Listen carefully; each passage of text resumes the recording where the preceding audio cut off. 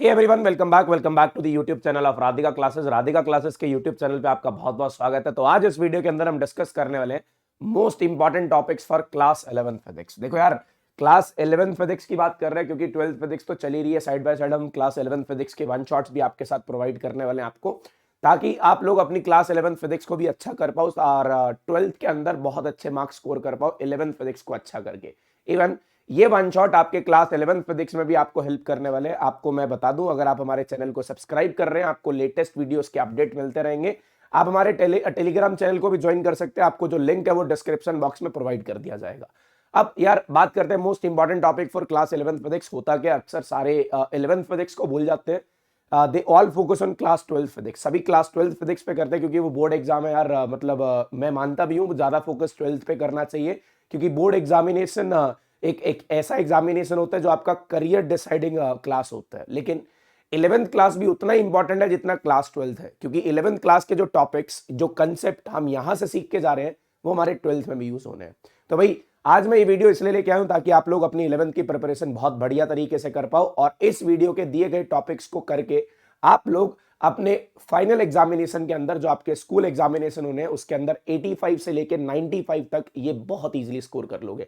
और इनकेस अगर आपको 100 स्कोर करना है तो you have to do complete all the topics, all the chapters. मतलब आपको सब करना पड़ेगा। 100 स्कोर करने के लिए आपको बहुत मेहनत चाहिए, लेकिन 85 से 95 के बीच में अगर आपको स्कोर करना है तो आप ये इंपॉर्टेंट टॉपिक्स पढ़ के चला जाना, आपकी बहुत ज्यादा हेल्प होने वाली है। तो भाई चैप्टर वाइज बताऊंगा, पहले चैप्टर से लेके आखिरी चैप्टर तक। पहला चैप्टर फिजिकल वर्ल्ड है, उसको स्किप किया गया है। द रीजन इज उसके अंदर से कोई खास टॉपिक इंपॉर्टेंट नहीं है, तो उस टॉपिक को स्किप किया गया है, मतलब उस चैप्टर को हमने स्किप किया है। Will start with units and measurement.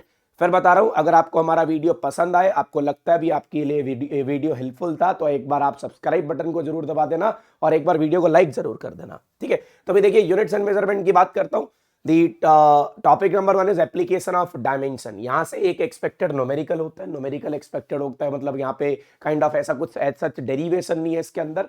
और क्या होगा, to find relation between physical quantities का रिलेशन निकालना आता है, और इक्वेशन को चेक करना भी, इक्वेशन डायमेंशनली करेक्ट है या नहीं है। फिर एक सिस्टम ऑफ यूनिट से दूसरी सिस्टम ऑफ यूनिट में कन्वर्ट करना। ये एरर्स को मैंने अलग क्यों लिखा, क्योंकि सीबीएसई की तरफ से ये वाला टॉपिक इस बार डिलीटेड है। अगर आपके स्कूल्स में कराया गया तो ये टॉपिक इंपॉर्टेंट है। अभी कैसे प्रोपेगेट करते हैं, एडिशन में कैसे एरर ऐड होते हैं, और उसके बाद सब्ट्रैक्शन में कैसे ऐड होता है, डिवीजन में कैसे ऐड होते हैं, पावर में, एक्सपोनेंट में और मल्टीप्लिकेशन में कैसे एरर ऐड होते हैं, ये चीजें बहुत इंपॉर्टेंट है। बट मैं फिर भी आपको बता दूं, this topic is out of syllabus. ये आउट ऑफ सिलेबस है, अगर आपके स्कूल में कराया जाता है तभी करना, अदरवाइज कोई जरूरत नहीं है। अब चैप्टर नंबर 2 की तरफ चलता हूं। Chapter number 2 is motion in a straight line. यहां से इक्वेशन ऑफ मोशन दो तरीके से ड्राइव की जाती है, एक कैलकुलस मेथड से और एक ग्राफिकल मेथड से। ये दोनों डेरिवेशन आपको आनी चाहिए। आप चाहे ग्राफिकल मेथड से करो चाहे कैलकुलस से करो। बता रहा हूं, कैलकुलस से ज्यादा इंपॉर्टेंट होती है, क्योंकि ग्राफिकल हमारा 9th क्लास में भी था, तो इसलिए ग्राफिकल का यहाँ पे आने के चांसेस स्लाइट कम है as compare to the calculus. फिर उसके बाद graphs and its significance. X t graph, v t graph. आपको वीटी ग्राफ का सिग्निफिकेंस पता होना चाहिए, एक्सटी ग्राफ का सिग्निफिकेंस पता होना चाहिए। फिर उसके बाद रिलेटिव वेलोसिटी आएगी। रिलेटिव वेलोसिटी में 3 ग्राफ बनते हैं। अगर बॉडी सेम स्पीड से चल रही है, अगर बॉडी एक v1 की वेलोसिटी ज्यादा है या v2 की वेलोसिटी ज्यादा है, ये 3 ग्राफ आपको रिलेटिव वेलोसिटी के आने चाहिए। फिर उसके बाद अगले चैप्टर पे चलते हैं, मोशन इन अ प्लेन। यहां से डेरिवेशंस बहुत सारी हैं, जैसे triangle law of vector addition, parallelogram law of vector addition. ये वो टॉपिक्स है जो आपके एग्जाम में आने के चांसेस 99.9% है। अब ये पॉइंट 1 क्यों छोड़ दिया, बाय चांस नहीं आता तो फिर आप इस वीडियो को डिसलाइक ना कर दो या फिर चैनल अनसब्सक्राइब ना हो जाए, हमारा अपना फायदा इसके अंदर। ये बता रहा हूं, इनमें से आने के चांसेस बहुत ज्यादा है। Higher probability of these topic in your examination, बहुत ज्यादा चांसेस है। Properties of dot and cross product की बेसिक प्रॉपर्टीज पता होनी चाहिए।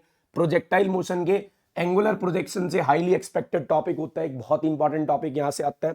फिर उसके बाद यूनिफॉर्म सर्कुलर मोशन, इसकी बेसिक डिटेल्स आपको पता होनी चाहिए, मतलब बेसिक सा पता होना चाहिए यूनिफॉर्म सर्कुलर मोशन होता क्या है। ये 5 topic motion in a plane से इंपॉर्टेंट है, ठीक है। अच्छा, अब इसके बाद फिर लॉज ऑफ मोशन पे चलते हैं। काफी सारे टॉपिक्स हैं जो इंपॉर्टेंट होने वाले हैं। पहले तो conservation of momentum. Conservation of momentum में ऐसा सच कोई डेरिवेशन नहीं होगा, बट आपको ये पूछ सकते हैं what is conservation of momentum. Motion of connecting bodies का डेरिवेशन है। Second law is the real law of motion का डेरिवेशन है। Apparent wait in a lift का बहुत इंपॉर्टेंट सिचुएशन है, क्योंकि इसका एनसीईआरटी क्वेश्चन भी आता है। Angle of friction and angle of repose और इसका रिलेशन प्रूव करना। ये पेपर में क्वेश्चन आएगा, what is angle of friction and angle of repose and hence find the relation between them, और उनके बीच का रिलेशन आपको फाइंड करना होगा। Acceleration of a body moving down an incline plane, नीचे की तरफ आ रही है। एक ये क्वेश्चन भी बहुत तगड़ा है, why pulling a body is easier than to push it, body को पुल करना इजी कैसे है as compare to push it. और उसके बाद बैंकिंग ऑफ रोड, आप बैंकिंग ऑफ रोड क्यों करते हो और यहाँ पे बैंकिंग करने से क्या इफेक्ट होंगे, ये टॉपिक्स यहां से बहुत ज्यादा इंपॉर्टेंट होने वाले हैं। अब देख सकते हो conservation of momentum, motion of connecting body, second law is the real law of motion, बहुत बेहतरीन टॉपिक है। अगर आपने स्कूल एग्जाम सितंबर में या दिसंबर में दिए होंगे, जब आपका ये चैप्टर आया होगा, आपने देखा होगा आपके मैक्सिमम टॉपिक्स इन्हीं में से आए होंगे, इन्हीं में से। मैं ये नहीं बोल रहा सारा इसी में से आएगा, बट हायर चांसेस है इसी में से आने के, हायर चांसेस, बहुत ज्यादा चांसेस है। फिर वर्क पावर एनर्जी की बात करता हूं। पहले तो वर्क एनर्जी थ्योरम और उसका proof, that work done is equal to change in kinetic energy. Idea of conservative and non conservative force, paper में क्वेश्चन आता है what is the difference between conservative and non conservative force, 2-3 definitions है। That work done does not depend on the path, work done in a close path is equal to 0, ये सब आना चाहिए। फिर उसके बाद ये बहुत इंपॉर्टेंट है, बहुत सारे एग्जाम में देखी जाती है, टोटल एनर्जी कंजर्वेशन। जब एक बॉडी को फ्री फॉल कराया जाता है, एक ड्रॉप किया जाता है, तो उस दौरान जो एनर्जी है वो कंजर्व रहती है, ये आपको प्रूव करना होगा। और कैसे प्रूव करना, by using the concept of kinetic energy and potential energy. फिर the most important one of this chapter, collision. अब ये पेपर में देख रहे हो कोलिजन से एक क्वेश्चन आपका डेफिनेटली बनने वाला है। किस तरीके का क्वेश्चन बनेगा वो देख सकते हैं। यहाँ पे क्या होगा, elastic collision in one dimension का इलास्टिक कोलिजन होगा, परफेक्टली इन इलास्टिक कोलिजन होगा, इसकी हायर प्रोबेबिलिटी है। फिर बता रहा हूं 99.9% चांसेस है ये वाला टॉपिक आपके पेपर में आ सकता है, 99.9% chances. Elastic collision in one dimension में इलास्टिक कोलिजन निकाल के उनकी वेलोसिटीज निकालना और उनके स्पेशल केसेस करना। कोएफिशिएंट ऑफ रेस्टिट्यूशन की डेफिनेशन जरूर पढ़ लेना, इंपॉर्टेंट है, कई बार पेपर में आ सकती है। ठीक है, तो ये टॉपिक हमारे वर्क पावर एनर्जी से इंपॉर्टेंट है। फिर अब बात करते हैं system of particle and rotational motion. तो भाई यहां से centre of mass of two particle system, दो पार्टिकल सिस्टम का सेंटर ऑफ मास का डेरिवेशन, जहां पे आप m1r1 plus m2r2 divided by m1 plus m2 drive करते हो। Torque in polar and cartesian coordinate, polar और कार्टेशियन कोऑर्डिनेट में टॉर्क निकालना आ सकता है, एनसीईआरटी में लिखा नहीं गया, लेकिन फिर भी आपको डेरिवेशन आनी चाहिए। फिर relation between kinetic energy end moment of inertia, conservation of angular momentum, acceleration of rolling cylinder. मतलब इनमें से देखा जाए this topic and this topic is very important, ये काफी इंपॉर्टेंट टॉपिक है। बट उसके बाद अगर एक्सेलेरेशन ऑफ रोलिंग सिलेंडर इसके बाद इंपॉर्टेंट आता है, ये भी इंपॉर्टेंट है, बट ये ज्यादा इंपॉर्टेंट है। तो काइंड ऑफ आपको दिख रहा है हर चैप्टर से हम आपको मोस्ट इंपॉर्टेंट टॉपिक भी बता रहे हैं, इंपॉर्टेंट टॉपिक्स भी बता रहे हैं। अगर आप इन पे फोकस कर लेते हो ना, तो जनाब आपके नंबर बहुत अच्छे आने वाले हैं, ये डेफिनेटली गारंटी है राधिका क्लासेस की, विशाल सर की। ठीक है, चलिए अब यहां से ग्रेविटेशन की बात करता हूं, एक ऐसा चैप्टर जिसमें बहुत सारी डेरिवेशंस हैं। जैसे ये सारी मोस्ट इंपॉर्टेंट है। अब इनमें से मैं कुछ नहीं बता पाऊंगा, यहाँ पे टीचर आके एक बता नहीं पाता भी आपके एग्जाम में कौन सी आने वाली है। Variation of G with height and depth, definitely आपके पेपर में एक डेरिवेशन आने के चांसेस है। Gravitational potential energy, escape velocity, orbital velocity, इन 4 डेरिवेशन में से एक डेरिवेशन 101% आएगी, इतनी गारंटी दे दी। 101% एक डेरिवेशन इन चारों के अंदर से आएगी आपके फाइनल एग्जाम के अंदर। फिर उसके बाद Kepler's law of planetary motion, इस बार ऐड किए गए हैं सिलेबस में, अगर सिलेबस में ऐड किए गए हैं तो आपके लिए इंपॉर्टेंट है। केपलर्स थर्ड लॉ का प्रूफ भी आपको आना चाहिए, किस तरीके से थर्ड लॉ को प्रूव किया जाता है। बाकी दोनों लॉ के प्रूफ आपके एग्जाम में आने के चांसेस बहुत कम है, या इवन कह सकता हूं नहीं आएंगे। ठीक है, चलिए उसके बाद मैकेनिकल प्रॉपर्टीज ऑफ सॉलिड्स, सबसे important topic stress strain curve और elastic potential energy of stretch wire, Hooke's law and modulus of elasticity. 3 तरीके के मॉडुलस होते हैं, Young's modulus, bulk modulus, shear modulus, उनके बारे में बेसिक डिटेल्स, उनके basic formulas. Stress strain curve directly 4 number की आती है, आप मेटेलिक वायर के लिए स्ट्रेस स्ट्रेन कर्व बनाते हो जब। और फिर इलास्टिक पोटेंशियल एनर्जी का एक एक्सप्रेशन ड्राइव करना आता है, जब आप एक वायर को खींचते हो तो उसके अंदर कितनी पोटेंशियल एनर्जी स्टोर होती है, ये एक्सप्रेशन आपके लिए पेपर के लिए इंपॉर्टेंट होने वाला है। Now the most lengthiest chapter, that is mechanical properties of fluids. बहुत बड़ा चैप्टर है, बहुत कुछ इसके अंदर है। अब टॉपिक्स के नाम भी आपको दिख रहे होंगे, काफी सारे हैं, और ये वो मोस्ट इंपॉर्टेंट टॉपिक इस चैप्टर से पिक किए गए हैं जो आपके पेपर में आने के चांसेस है। पहले तो पास्कल लॉ और उसका प्रूफ आ सकता है। पॉइजली फॉर्मूला ने डिस्चार्ज का फॉर्मूला दिया था, π/8 PR⁴/ηl, वो डायमेंशन के बेसिस पे ड्राइव करना आ सकता है। टर्मिनल वेलोसिटी का इंपॉर्टेंट क्वेश्चन बनता है। क्रिटिकल वेलोसिटी से ऑल्दो डेरिवेशन नहीं आती है, बट मैं इसको ज्यादा इंपॉर्टेंट में मार्क नहीं कर रहा हूं, बट ये एक इंपॉर्टेंट टॉपिक है जहां से आपको फ्लो का नेचर पता चलता है। ये तो भाई पता ही होगा सबको। बर्नौली एक ऐसा टॉपिक जो मोस्ट इंपॉर्टेंट है। देखो मैं फिर बता रहा हूं, 3 टॉपिक मार्क करके दे रहा हूं इसके अंदर से, एक टर्मिनल वेलोसिटी, एक बर्नौली और एक एक्सेस प्रेशर। इनमें से एक डेरिवेशन 101% आपके पेपर में होगी, ठीक है। फिर ये डेरिवेशन भी 1 2 3, ये 3 होगी और ये 4, ये 4 डेरिवेशन मोस्ट इंपॉर्टेंट है। कैपिलरिटी आखिरी में क्या लिखा, राइज ऑफ लिक्विड, मतलब जब लिक्विड लेवल राइज होता है कैपिलरिटी ट्यूब के अंदर, तो वो वाला टॉपिक भी बहुत ज्यादा इंपॉर्टेंट होने वाला है, ठीक है।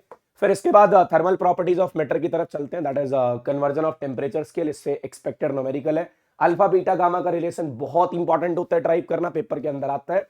Difference between specific heat and latent heat, ये एक थ्योरेटिकल पोर्शन है। थर्मल कंडक्टिविटी का एक क्वेश्चन एक्सपेक्टेड कर सकते हो, आपके पेपर में आएगा, ठीक है। और आजकल देखा जा रहा है ये तो, अब तो इसमें तो अब सिलेबस से डिलीटेड है ना, न्यूटन लॉ ऑफ कूलिंग, ना किरचॉफ लॉ, ना स्टीफन लॉ, ना वेन्स डिस्प्लेसमेंट लॉ। इनकी प्रूफ्स नहीं आने हैं, लेकिन इनकी लॉ की स्टेटमेंट आपको पता होनी चाहिए। तो again it is an important one, इन सबकी स्टेटमेंट आपको पता होना चाहिए। कंडक्टिविटी से एक थ्योरेटिकल क्वेश्चन भी आ सकता है, न्यूमेरिकल भी आ सकता है, बट ये एक बहुत इंपॉर्टेंट डेरिवेशन है, relation between alpha beta and gamma. जो मैं ये सर्कल कर रहा हूं ना, ये हाईली एक्सपेक्टेड है, ये मोस्ट इंपॉर्टेंट है। इंपॉर्टेंट सारे हैं, ये इंपॉर्टेंट सारे हैं, लेकिन ये मोस्ट इंपॉर्टेंट है, ठीक है। चलिए अब यहां से थर्मोडायनेमिक्स की बात करता हूं, रिलेशन बिटवीन, अच्छा ये हीट इंजन और रेफ्रिजरेटर तो आपके सिलेबस से डिलीटेड है, अगर आपके स्कूल में कराया जाता है तभी करना, अदरवाइज करने की जरूरत नहीं है। इक्वेशन ऑफ एडियाबैटिक प्रोसेस बहुत इंपॉर्टेंट, वर्क डन इन एडियाबैटिक प्रोसेस बहुत इंपॉर्टेंट, आइसोथर्मल का वर्क डन इंपॉर्टेंट, सीपीसीवी का रिलेशन इंपॉर्टेंट। ये चैप्टर में ये 4 डेरिवेशन पढ़ जाना, फिर से 101% चांस है, मतलब 101% कह रहा हूं भी, एक डेरिवेशन आपके पेपर में जरूर होगी। सीपीसीवी का रिलेशन हो, एडियाबैटिक का वर्क डन हो, आइसोथर्मल का वर्क डन हो, इक्वेशन ऑफ एडियाबैटिक हो, जो हम ड्राइव करते हैं PV raise to power gamma constant, इसकी डेरिवेशन आ सकती है। तो भाई बहुत इंपॉर्टेंट चीजें हैं।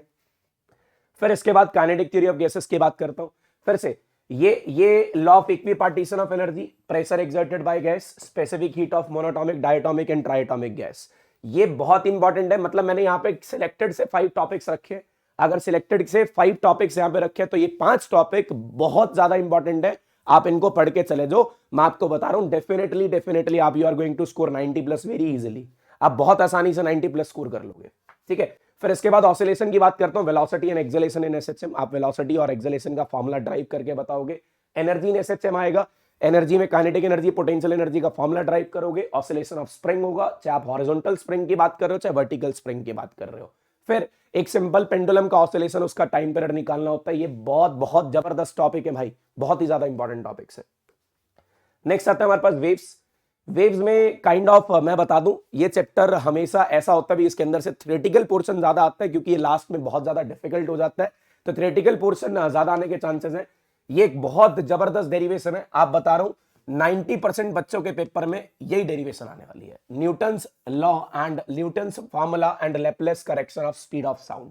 स्पीड ऑफ साउंड का न्यूटन्स लॉ नहीं आएगा, न्यूटन्स फॉर्मूला आएगा, Newton's formula and Laplace correction आएगी। फिर उसके बाद प्रोग्रेसिव वेव इक्वेशन, इसका डेरिवेशन नहीं आता। Stationary wave in a string fixed at both and, stationary wave in a string in a organ pipe में आती है। Doppler effect is not in syllabus, अगर आपको कराया जाए तभी करना, अदरवाइज करने की जरूरत नहीं है। तो आपको क्या करना है, यहां से बीट्स करना है, बीट्स एंड डॉपलर इफेक्ट होने वाला है। और ये ऑर्गन पाइप दोनों करने हैं आपने, क्लोज ऑर्गन पाइप भी करना, ओपन ऑर्गन पाइप भी करना है। तो भाई ये अब यहाँ पे हमारे पास सारे चैप्टर खत्म होते हैं। मैं आपको इसका पीडीएफ टेलीग्राम पे प्रोवाइड कर दूंगा, आप लोग हमारे टेलीग्राम चैनल को ज्वाइन कर सकते हो, लिंक आपको डिस्क्रिप्शन बॉक्स में मिल जाएगा। बता दूं ये मोस्ट इंपॉर्टेंट टॉपिक्स है, और कोशिश रहेगी आपको ये सारे टॉपिक्स राधिका क्लासेस के यूट्यूब चैनल पे अगले 15 से 20 दिन में या 1 महीने के अंदर करा दिए जाए, सो दैट आप लोग अपने एग्जाम के अंदर एक अच्छा स्कोर कर पाओ। तो भाई मिलते हैं अगले वीडियोस में बहुत जल्दी। वीडियो को लाइक जरूर कर देना, चैनल सब्सक्राइब जरूर कर देना, और ये वीडियो अपने फ्रेंड सर्कल में, स्कूल के ग्रुप्स में, सभी जगह